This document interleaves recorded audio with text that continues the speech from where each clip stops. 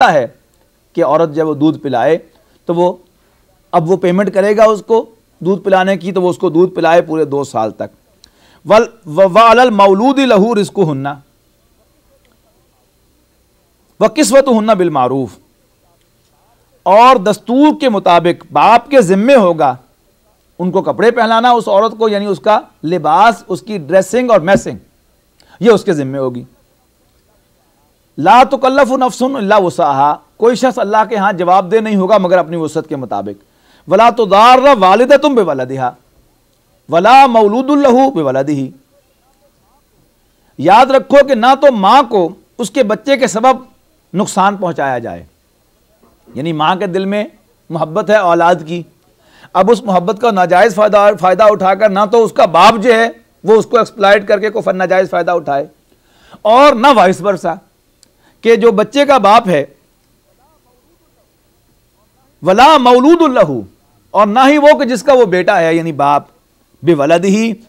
उसके बेटे की बुनियाद पर दूसरा फरीक उसको एक्सप्लॉइट करे। सारे के सारे जो झगड़े होते हैं जो अदालतों के अंदर चलते हैं वो सब इसी बुनियाद पर कि बेटा जो है वो दोनों की ख्वाहिश होती है, वो चाहता है कि औलाद मेरे पास आए, वो चाहता है औलाद मेरे पास आए, और दरमियान में चांदी किसकी होती है, वो कला की।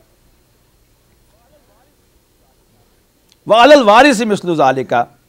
और इसी तरह नान नफका बच्चे के वारिस के जिम्मे। फ़इन अरादा इस फिसालन, बस अगर वो दोनों इस पर राजी हो जाएं, इरादा करें दूध छुड़ाने का, अंतरादिम मिनहुमा, बाहमी रजामंदी के साथ, व तशावुरिन, और बाहमी मशवरे से, फला जुनाहा अलैहिमा, तो ऐसा करने पर उन पर कोई हर्ज नहीं है, कोई गुनाह नहीं है। वइन अरदतुम अन तस्तरदिउ औलादकुम,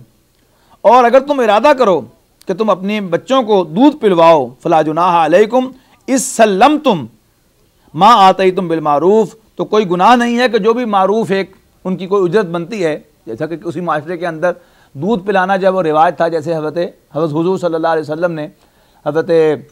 हलीमा सादिया के पास जाकर दूध पिया था, तो एक मारूफ जो है उसका एक उजरत जो है मुकर्रर है, तो उसी मारूफ तरीके से वो उजरत जो है वो दे दें, तो उस पर कोई हर्ज नहीं है। वत्तकुल्लाह, और अल्लाह से डरते रहो, वालमू अन्नल्लाह बिमा तामलून बसीर, और जान रखो कि बेशक अल्लाह ताला जो कुछ भी तुम करते हो उसे देखता है। वल्लज़ीना युतवफ़्फ़ौना मिनकुम वयदरूना अज़वाजन यतरब्बसना बिअनफुसिहिन्ना अर्बअत अशहुरिन व अशरा, और जो लोग तुम में से फौत हो जाएं और अपने पीछे बीवियाँ छोड़ें तो उन्हें चाहिए कि वो 4 माह और 10 दिन तक इंतज़ार करें, ये इद्दत का वक्त है। फ़इज़ा बलगना अजलहुन्ना, फिर जब वो इद्दत पूरी हो जाए, फ़ला जुनाहा अलैकुम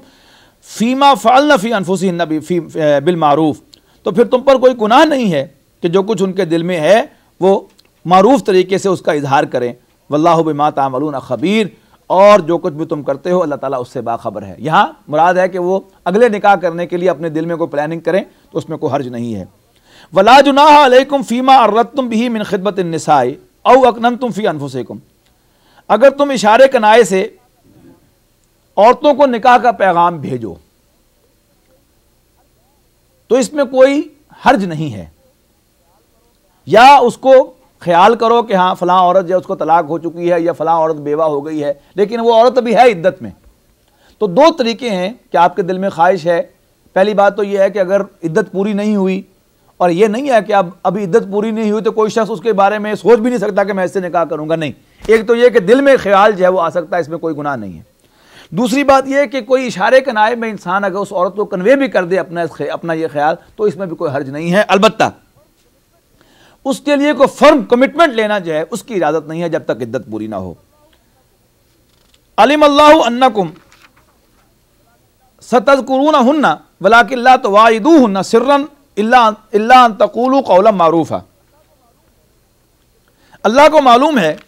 कि तुम उनसे निकाह का जिक्र करोगे मगर अय्याम इद्दत में इसके सिवा के दस्तूर के मुताबिक कोई बात कह दो, पोशीदा तौर पर उनसे कोई कौलो करार नहीं करोगे। वला ताज़िमू उक़दतन निकाह हत्ता यबलुगल किताबु अजला, और